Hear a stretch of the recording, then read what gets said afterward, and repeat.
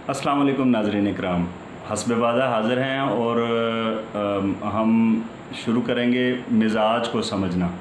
ठीक है जी, क्योंकि तिब्ब यूनानी या जिसे हम हिकमत कहते हैं, जो कुदरती तरीका इलाज है, इसमें मिज़ाज बेसिक चीज़ है कि अगर मिज़ाज का तयन नहीं होता तो किसी भी मर्ज़ की ना तशख़ीस मुमकिन है ना इलाज मुमकिन है। क्योंकि जैसे मैंने अर्ज़ किया था कि इलाज के पिछली वीडियो आपको याद होगा, पिछली वीडियो मैंने अर्ज़ की थी कि 3 जो चीज़ें हैं वो मिल के इलाज बनती हैं। सबसे पहले तशख़ीस है कि मरीज़ को है क्या, उसके बाद तजवीज़ है कि इसे देना क्या है, कौन सी मेडिसिन इसके लिए ठीक है और कौन सी ग़िज़ाएँ इसके लिए ठीक हैं। अच्छा, तीसरे नंबर पे इसमें आता है फिर कि तरतीब, कि जो बताई हुई दवा है, जो उसका यानी दवा का ड्यूरेशन उसकी क्या होगी, वो अपना पानी से लेंगे, दूध से लेंगे, तो ये सारी चीज़ें फिर तरतीब में आ जाती हैं। ठीक है जी, तो सबसे पहला मरहला क्योंकि तशख़ीस का होता है तो हम शुरू करते हैं मिज़ाज से। मिज़ाज में इसको आज मैं इतना आसान करके बताने वाला हूँ कि एक आम आदमी जिसे मेडिकल के बारे में कोई पता नहीं है, कोई हाव नाव नहीं है, उसे भी पता चले, और जो पढ़े लिखे लोग हैं उन्हें भी इस बारे में इल्म हासिल हो। तो अब हम आते हैं इंसानी जिस्म के बेसिक 4 एलिमेंट्स पे। सबसे पहले अगर हम मिज़ाज का तयन करेंगे तो वो इन्हीं 4 एलिमेंट्स के ज़रिए करेंगे, जो 4 अनासर हैं जिन्हें अरबा अनासर कहा जाता है तिब के अंदर। तो अरबा अनासर में 4 चीज़ें कौन कौन सी हैं जी? उसमें हवा है, आग है, मिट्टी है और पानी है। ठीक है, अब इसमें मिट्टी जो है वो, क्योंकि कोई सिंगल चीज़ का नाम मिट्टी नहीं है, आप मिट्टी का अगर तजिया करें तो इसमें बहुत सारी चीज़ें मिली हुई होती हैं, यानी बहुत सारी चीज़ों के अमेज़े का नाम मिट्टी है। ठीक है, तो क्योंकि ये कोई सिंगल चीज़ नहीं है इसीलिए हम इसे थोड़ी देर के लिए जो है वो साइड पे कर देते हैं, लेकिन मिट्टी को हम डिस्कस करेंगे, बाद में करेंगे। ठीक है, तो पहले जो 3 वाइटल एलिमेंट्स हैं और वो 3 जो वाइटल ऑर्गन्स हैं, ठीक है, हम उनको जो है वो थोड़ा सा डिस्कस कर लेते हैं। तो सबसे पहला जो एलिमेंट है वो पानी है। पानी, जैसे कि आपको पता है कि हमारे हर सेल का 70% हिस्सा पानी पे मुश्तमिल है, और पानी का जो मरकज़ है, जो महवर है इसका, वो हमारा दिमाग है।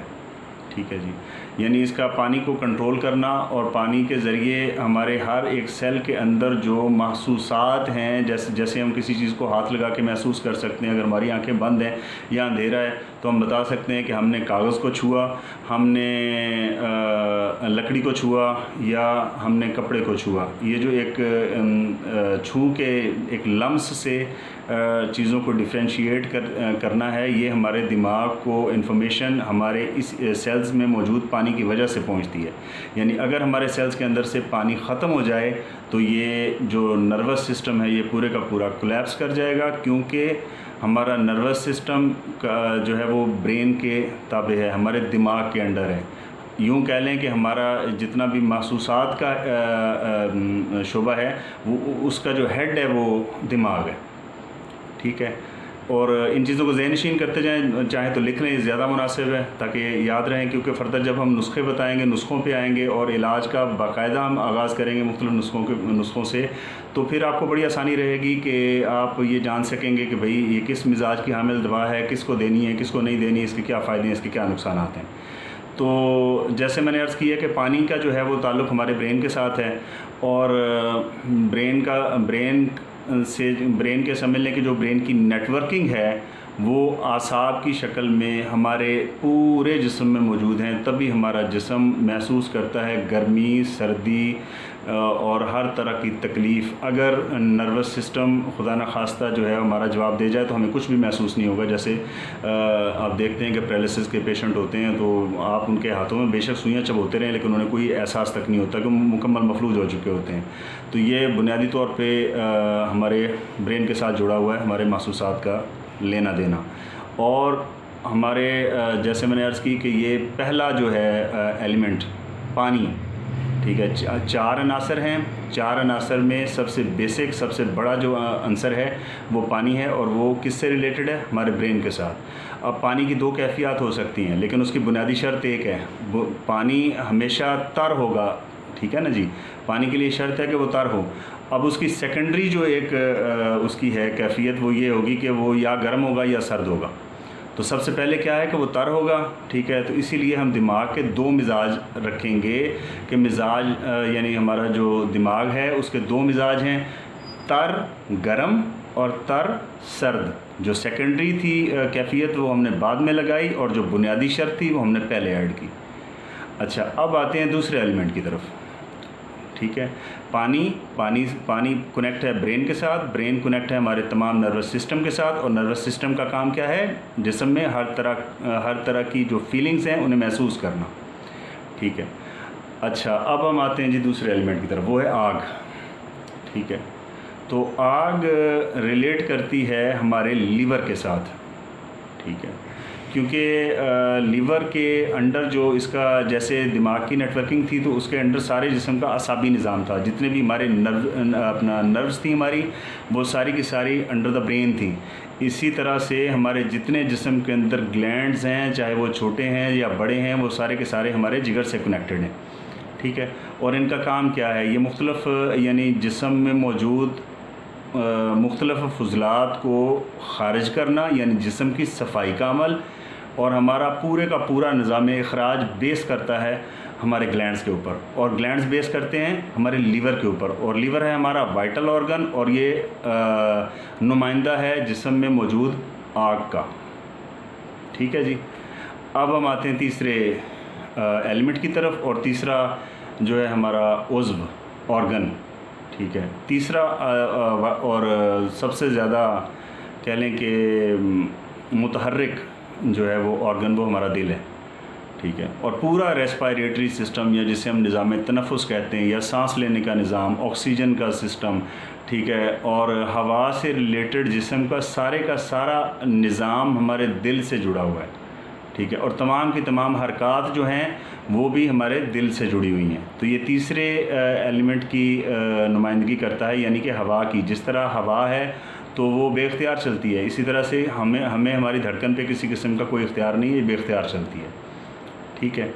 اب ہوتا یہ ہے کہ جب تک تو بیلنس رہتا ہے، خون کا دباؤ ان تین وائٹل آرگنز پہ یکساں رہتا ہے، یا جو ہے وہ یکساں کے قریب تر ہوتا ہے، تو صحت کے ساتھ کسی قسم کا کوئی مسئلہ نہیں ہوتا۔ یہ وہ مرض کا تصور ہے جو طب یونانی کے اندر ہے، جو قدرتی طریقہ علاج میں جو قدیم اور جید حکماء ہیں وہ استعمال کرتے رہیں، اور یہی بنیاد ہے اس چیز کی کہ بھئی اگر قدرتی طریقہ علاج سے کوئی علاج کرنا چاہے تو وہ کس طرح سے کرے گا، ٹھیک ہے۔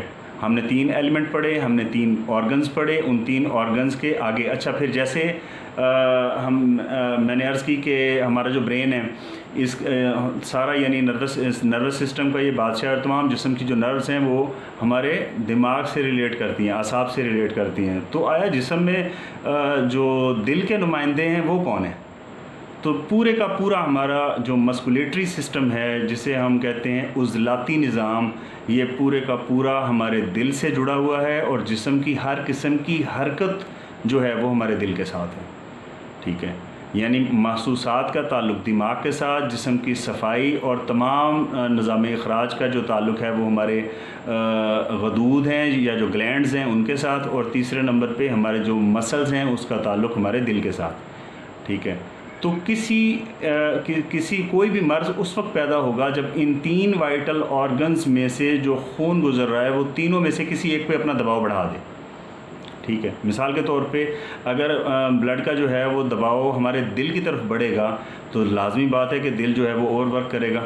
دل جب اوور ورک کرے گا تو دل کا تعلق کس سے تھا؟ ہوا کے ساتھ تھا۔ جیسے میں نے عرض کیا کہ پانی کے لیے شرط ہے کہ وہ تر ہوگا، اور اس کی سیکنڈری کیفیت یہ ہے، اس کی جو سیکنڈری سچویشن ہے وہ یہ ہوگی کہ وہ ٹھنڈا ہوگا یا گرم ہوگا۔ تو جیسے ہم اپنے دماغ کے مزاج کو کہتے ہیں کہ جی 2 قسم کا ہوتا ہے، تر گرم اور تر سرد، اسی طرح سے ہمارے جگر کا مزاج جیسے آگ کے لیے شرط ہے کہ وہ گرم ہوگی، ٹھیک ہے۔ تو جگر کے 2 مزاج ہوئے، گرم خشک اور گرم تر، ٹھیک ہے۔ اسی طرح سے ہمارے دل کے جیسے جو کیفیت پہلی ہے، پرائمری ہے، اسے ہم پہلے رکھیں گے، اور جو سیکنڈری ہے کیفیت اسے ہم بعد میں رکھیں گے۔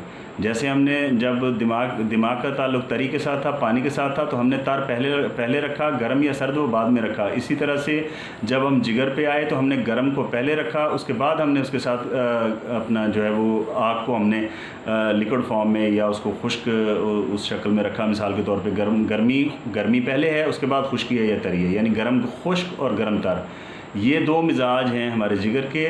اور تیسرا جو ہے ہمارا دل کے بھی دو اسی طرح سے مزاج ہیں. ہوا کے لیے شرط ہے کہ وہ خشک ہوگی. ٹھیک ہے جی. اچھا اب خشک ہوا جو ہے وہ بھی آگے اس کی دوسری جو دو کیفیات ہیں وہ یا ٹھنڈی ہوگی یا گرم ہوگی. تو اسی طرح سے دل کے دو مزاج ہوئے خشک سرد اور خشک گرم. ٹھیک ہے.